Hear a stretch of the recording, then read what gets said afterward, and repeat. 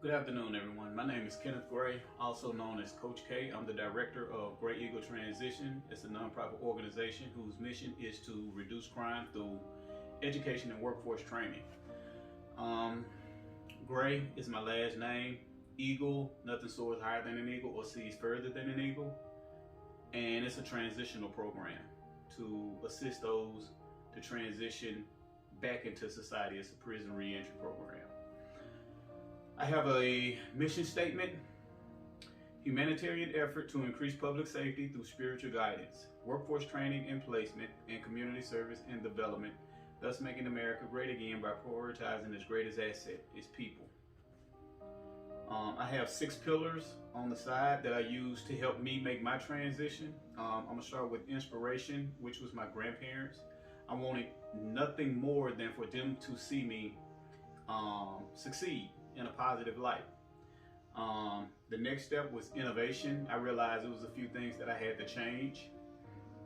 Determination. I was determined never to go back to prison, and there was a few things that I had to do to correct that. Excellence. None of us are perfect. I've excelled in a lot of different fields. Passion, it runs deep. That's why I'm here sharing my story with you guys. And my vision is Gray Eagle Transition, a nonprofit organization whose mission is to reduce crime through education and workforce training.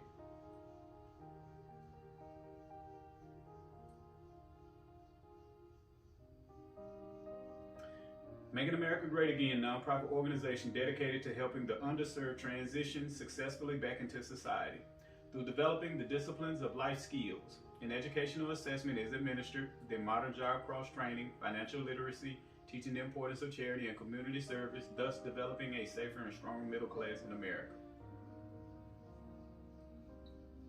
Get into my criminal history. These are my juvenile charges, Memphis, Tennessee charges, Nashville, Macon, Georgia, and last but not least, let me share this article with you guys. 6/29/2004, that was my breaking point, and it was also the birth of Gray Eagle Transition, as I realized I had to change. 2 brothers charged in burglary, car theft. 2 brothers police say stole a car and used it to ram into a Stereo One store and make off with more than $25,000 in equipment were charged Thursday. Kenneth Gray of 5326 Timberdale was charged with burglary, car theft, and vandalism. Benjamin Gray, 16, of the same address, was charged in juvenile court Wednesday with similar charges. That was my little brother.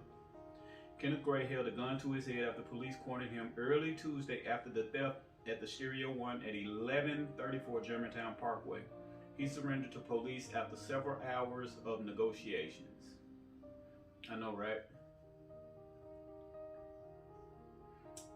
Eventually, I was charged by the federal government. My charge was felon in possession of a firearm. I was a previous convicted felon, and we're not supposed to possess firearms.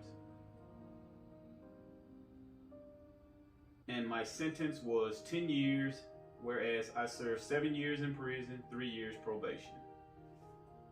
Reentry begins at entry. December 2006, I had to turn myself in and prep and prepare, because 7 years from that point, I will be released. One of the first things that I did, I got a subscription to the Commercial Appeal. That's the Memphis newspaper. That was my way of staying connected with the city. And if you guys can see, this is my folder. I still have it now.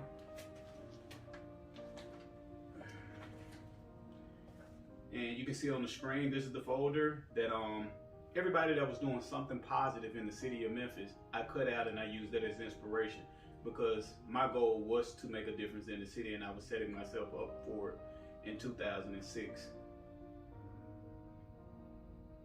My greatest inspiration of all was Roberta Gray and my grandmother, Maxine Howe. They raised me, and I just wanted to make them proud. That was my family. I stayed busy playing ball, football. I also realized that the more education you have, which at that time the only thing I had was a GED that I got in prison the first time I had went to prison. I realized that I needed some type of certificate, some type of license, some type of degree, something behind my name to increase my chances of employment once I was released from prison. And this is a snapshot from GTL. It's basically saying the more education you have, the less chances are of you going back to prison. Vocational training, it drops 30, associates 13.7, bachelor's it drops 5.6, and a master's it drops pretty much down to 0. Some of the programs that I participated in while incarcerated: Toastmasters, more recognition. I studied for my CDL. I played chess, Scrabble, import, export, stock, sports. Those are things that kept me busy in prepping and preparing myself, so once I'm released, my transition will be that much smoother. Federal incarcerated, that was the time that I did in the federal system, December 2006, and I was released in January 2013. Throughout the PowerPoint, you guys will see that I use cartoon satiricals as a depiction of whatever it is that may be going on. I love to use those. This guy right here is talking to this guy, and he's telling him pretty much it's a real tough place to survive, but you'll find out next week when you're released. So guys be thinking that when they're incarcerated is real hard, it's real tough. You know, the challenge is not in there, the challenge is out here. I was released to the halfway house July 2012, where I stayed for 6 months to January 2013. These was the first companies that I was employed by: IFCO, PSC Staffing, Clio. And this was in the duration of the 6 months that I was in the halfway house. My first stop when I got to the halfway house was Workforce Investment Network.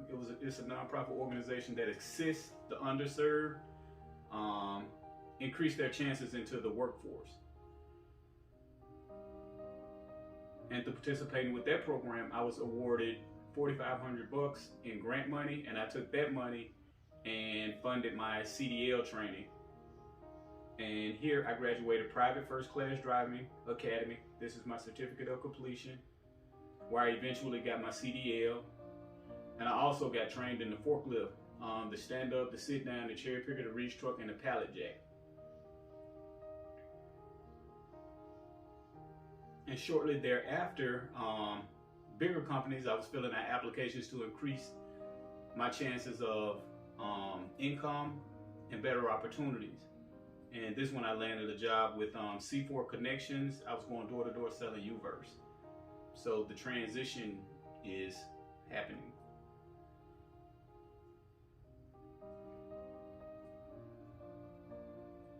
My next job was Home Depot. And I explained to ex-felons that they don't think that bigger companies will give them a shot. Once you apply yourself, you will find that companies value your value, and they will take an opportunity with you.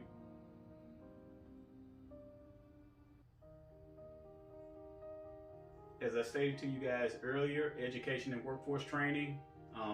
Here, I'm at Remington College. I enrolled January 2013, where I took up business administration. And while enrolled at Remington College, I was on attendance honor roll, attendance honor roll, and attendance honor roll. I think I was enrolled for 6 months. And I was also on the director's list, academic honor roll, and the president's list. Simultaneously working AT&T, Home Depot, and taking other training programs. So just in case you women don't think us men can juggle, we can. What we want to.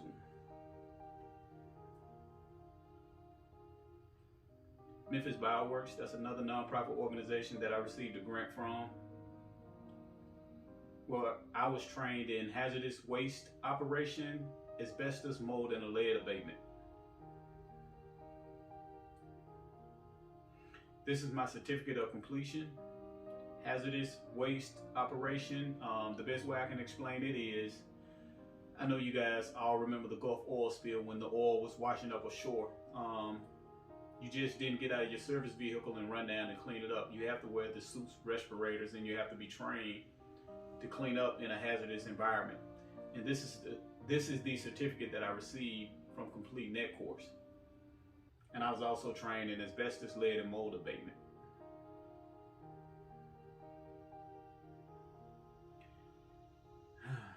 A 3-year contract is offered, optional too, as the transition begins. We will cross-train the participant in CDL, heavy machinery operations, forklift operations, residential, commercial, construction, job site operation, electrician, plumbing, asbestos, mold, lead abatement, HVAC, hazardous waste, operational cleanup.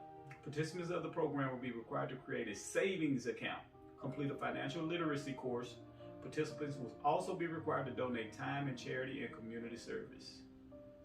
The mission of the program is not just to help a guy get a job, but to help that individual get his life back. So all of that wrapped into one is what I'm trying to accomplish with this here.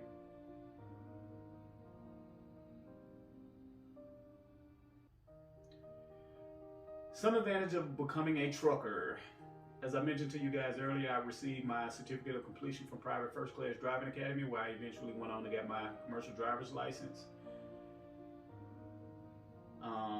Get paid to travel the country, get paid to exercise, solitude, peace and quiet. You don't have anyone standing over you being a trucker.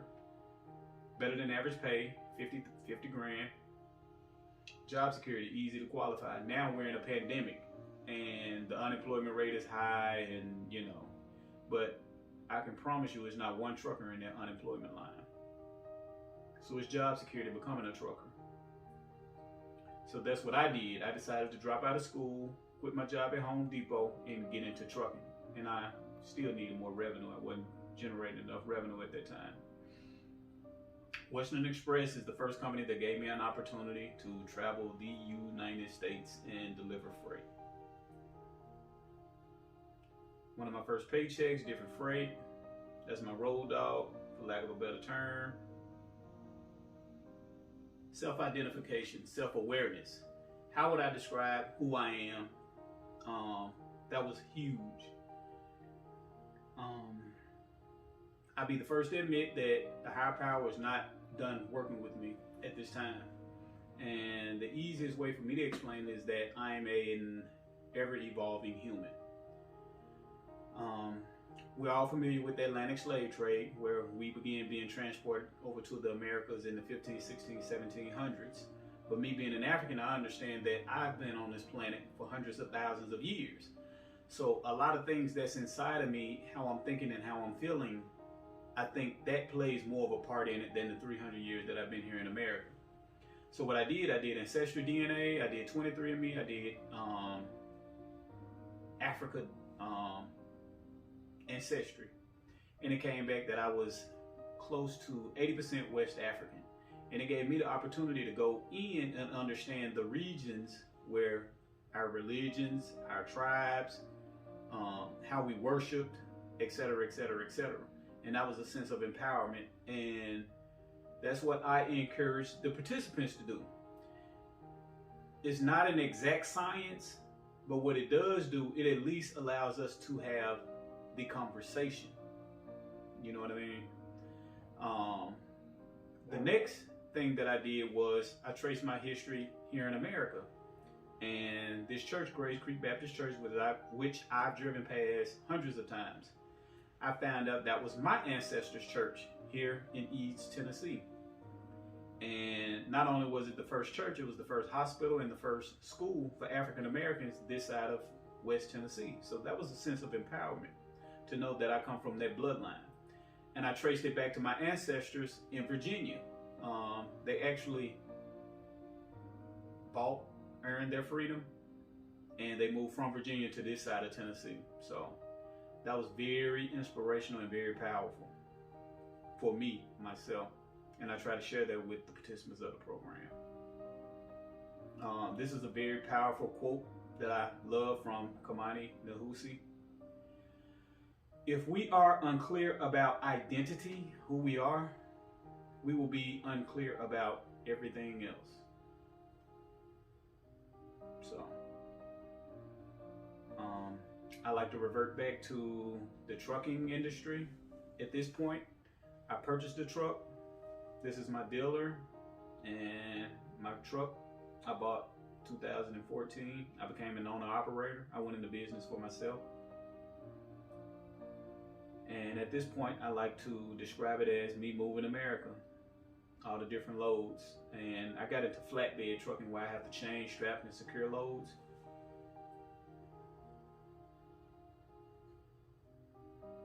This is some more loads, tractors, cables, machinery, plastic pipe. On my professional side, I got a C-Link and I received a TWIC card. These are clearances that allow for me to go into railroads, rail yards, airports, military bases, and hazardous materials. You have to have these clearances. So professionally, it was very important for me to get these. The importance of community service, that's a huge part of my program. It helps with personal identity, spiritual growth, moral development, interpersonal development, ability to work well with others, leadership and communication skills, leads to greater acceptance of diversity.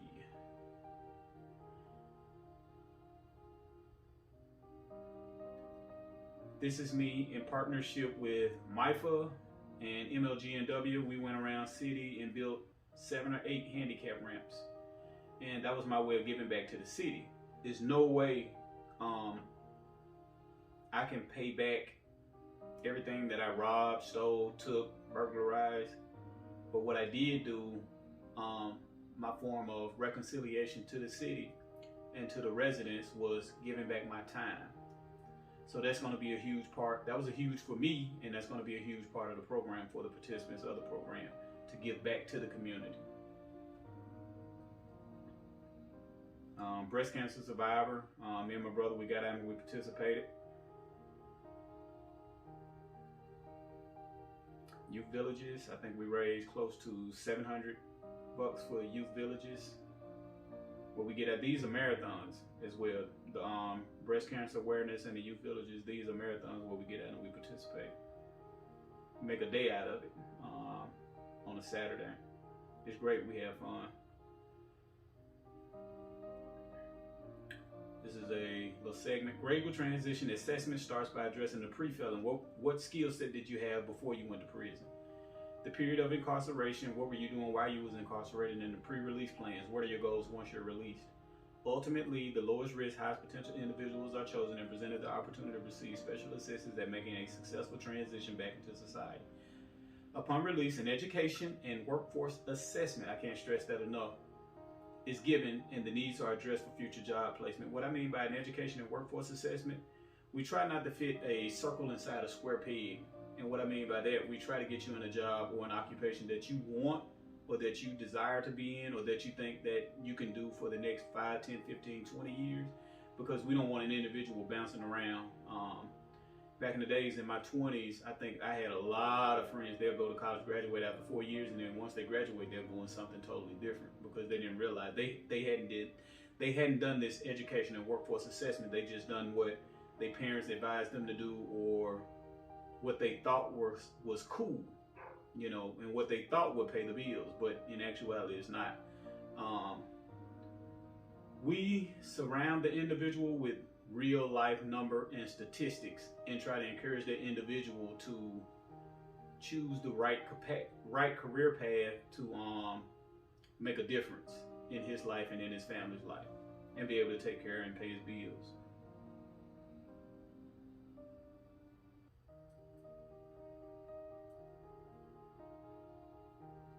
People are our greatest asset.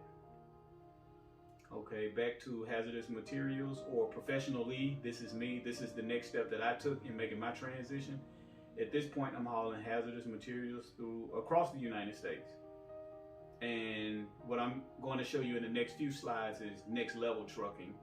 And what I mean by next level trucking is specialized trucking. You have to have specialties to be able to haul these loads, or certain certifications to be able to haul these loads. Here, Walgreens, where I'm pulling a double, that's a specialty. I'm with UPS here. Down here I'm with FedEx, and over here I'm working with Brinks. This is what I mean by next level trucking. Oversized, overweight, over height loads. You get on the expressway, you see a load taking up 2 lanes. That's me. Oftentimes that's me. The Texas oil fields. And when I mean next level trucking, I'm also meaning next level in pay as well. So that's a personal and professional goal for me that I wanted to achieve. Here is a thank you letter. I'm gonna give you guys the opportunity to read it. I'm not gonna read it and go through it, but basically, this was the company that I was working with, and she was just basically saying, thank you for a job well done. I think I stated earlier, I love satiricals. It depicts what's going on in the current events. This was back in the primaries on the election where Kamala Harris was taking a shot at Joe Biden. But basically, I'm saying that to say that as an ex-felon, I had my voting rights restored, and I used it. This is another satirical, just basically depicting a guy traveling across the United States or the world. And I'm saying that to say that me as an ex-felon, I had my passport. I received a passport. So me as an ex-felon, a lot of guys, I'm in the Memphis, Tennessee area, the region, and a lot of guys don't think that they can leave Memphis or Shelby County or cross state lines, et cetera, et cetera, et cetera. And I showed them, if done right, you can go anywhere in the world. So participants of the program, if they want a passport, that's my goal, to help them to get it. St. Jude, Memphis, that's another form of charity for me. That's me, my nephew, my cousin, Pops. That's my little brother. St. Jude, Nashville, that's my little cousin, my partner, that's me, that's my little nephew. We're in Nashville. My future goal is to, I think they have a St. Jude in Chicago, New Orleans, Savannah, DC, and a few other places, but I would love to complete the circuit on that. That's a future goal of mine. Back to next level trucking, I'm doing military freight. And as you guys can see, the same exact government that sentenced me is the same government that signs my paycheck. So as an ex-felon, you can carve out a spot for yourself. And that's what I share in my program. This is some more military freight. This next level trucking that I mentioned earlier. This is FEMA. I was hired by FEMA. I think this was 3-4 years ago. Hurricane Maria down in Florida. This is Landstar. This is a reputable company. In 2018, they turned me down because of my background.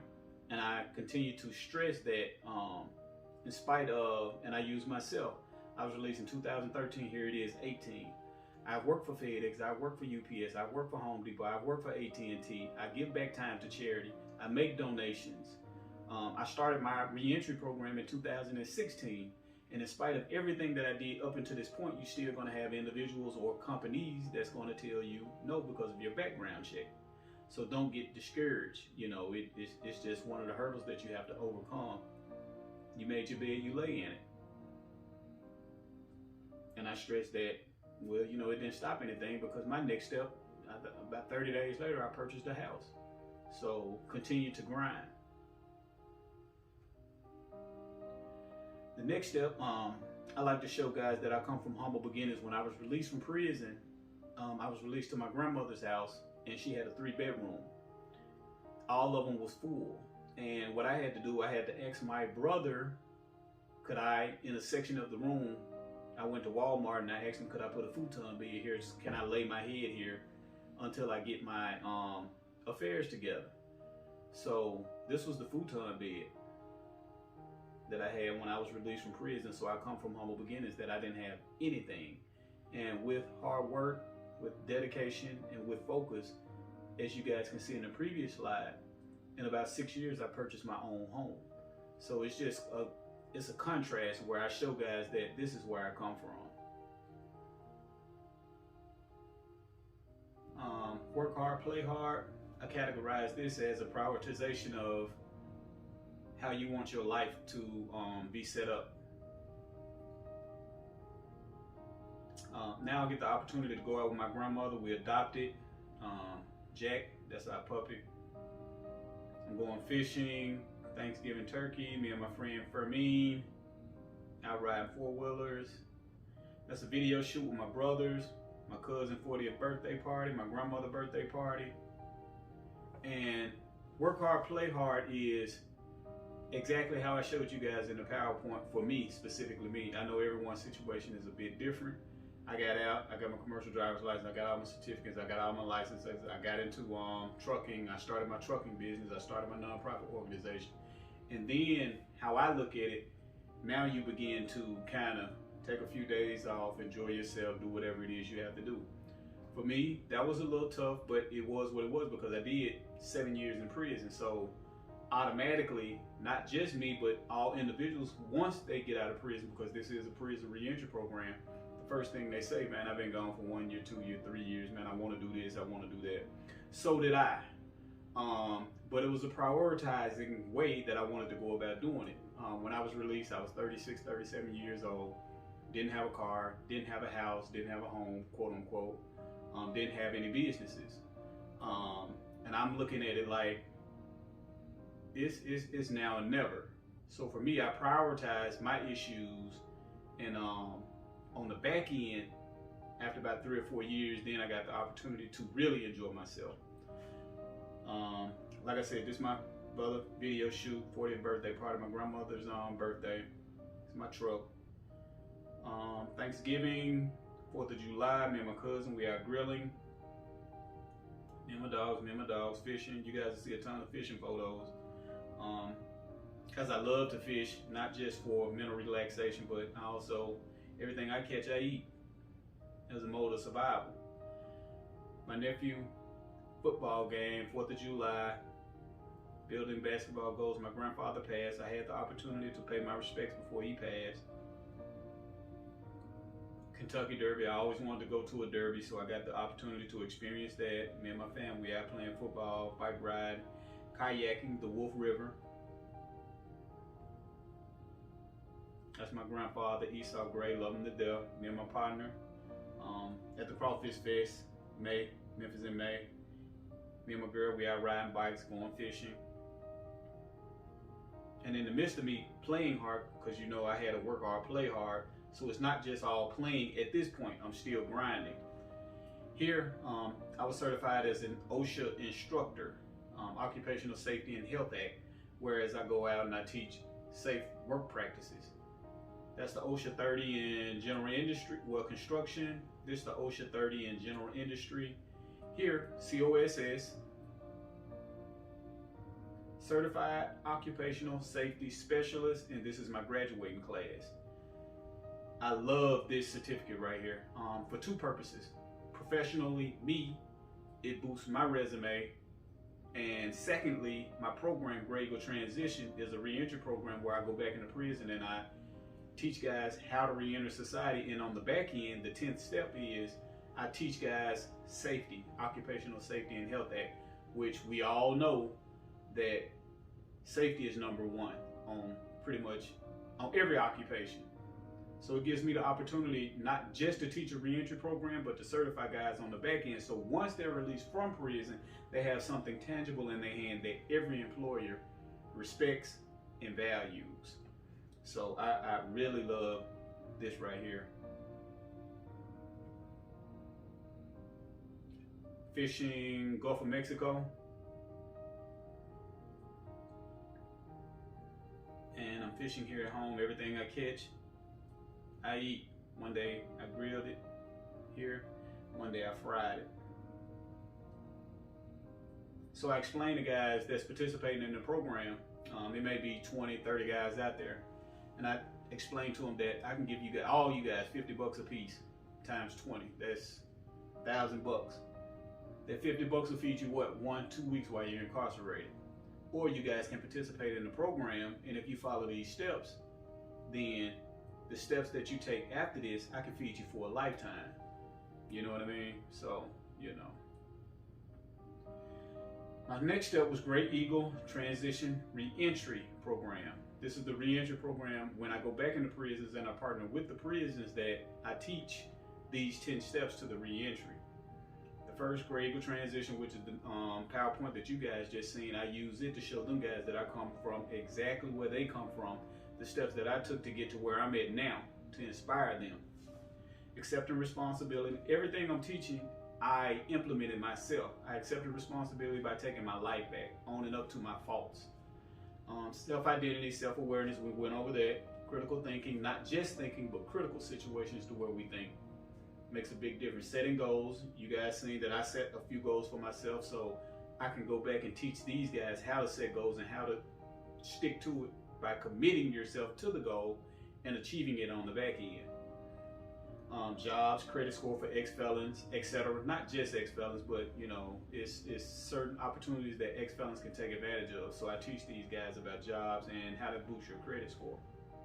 Family relations, which we all know is the biggest hurdle, especially when you're going into a business or you're trying to make a change, because that's the biggest hurdle. Family, oftentimes we burn so many bridges that it's hard to get past that. So I help those guys get past that by mending that relationship with their family. Pressure, patience, dealing with pressure, because the majority of the guys that I deal with, they're men, and it's pressure getting out of prison because you want to be a man, but you also have to be patient, as it's a process to get to where you need to be at. And me, myself, I often would rush the process, and that's how I ended up catching different charges or going back and forth to prison. I wasn't patient, and I wasn't dealing with that pressure too well.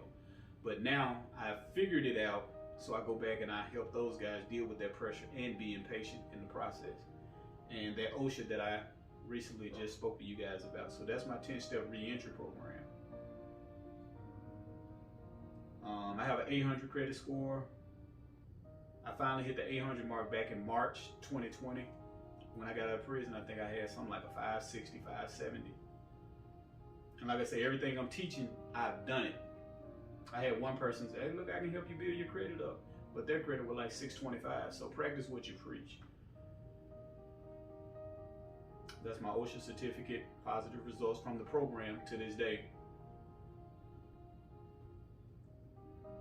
Some of the things that I've done since I started the program in 2016 was I was a guest speaker at these forums. It was a Convicted Felon Expo, the Kim Hill group in 2015. I was a guest speaker there.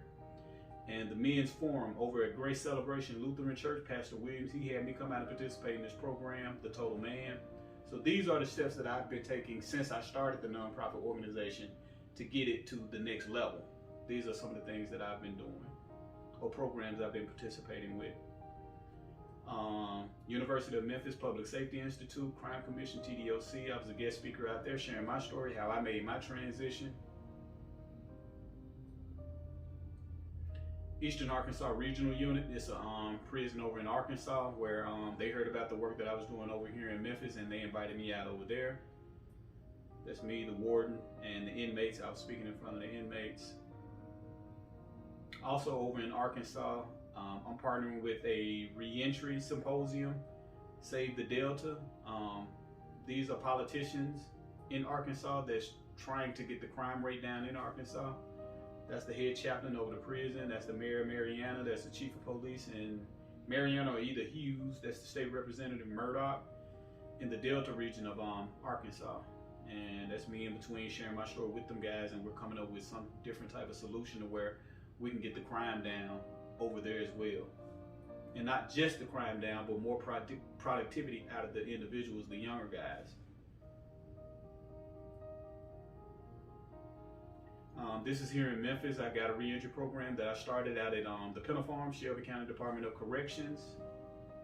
Reentry program where 60 inmates requested my services. I think I went out and I did the presentation, the same presentation that I just showed you guys. I showed it to those guys.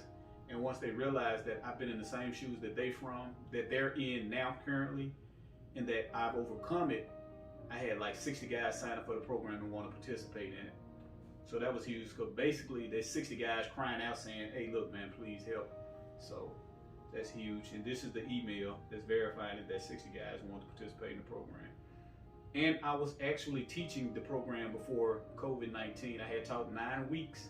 And on that 10th week, I think it was the 15th, 16th that COVID shut down in March, I was scheduled to graduate. Well, I was scheduled, that 10th week was the following weekend of COVID. And once I taught that last week, which was the OSHA class, then the following week we was gonna have a graduation. So the program really would have taken off if I had the opportunity to graduate those 60 guys. But I'm not gonna complain too much, because I know COVID-19 and a lot of people has lost their lives. CDL school coming soon to equip ex-felons and at-risk youth. I realized one of the ways, which, as you guys can go back to the beginning of the PowerPoint, that workforce training and education. I'm experienced in CDL. I've been all over the United States. I have 800,000 safe driving miles. So therefore, I start my school and recruit the guys once they get out of prison to the ones that eventually want to follow in the footsteps that I did. I can streamline the process for these guys. And my goal is to make Memphis a city to be proud of. Thank you guys for joining me.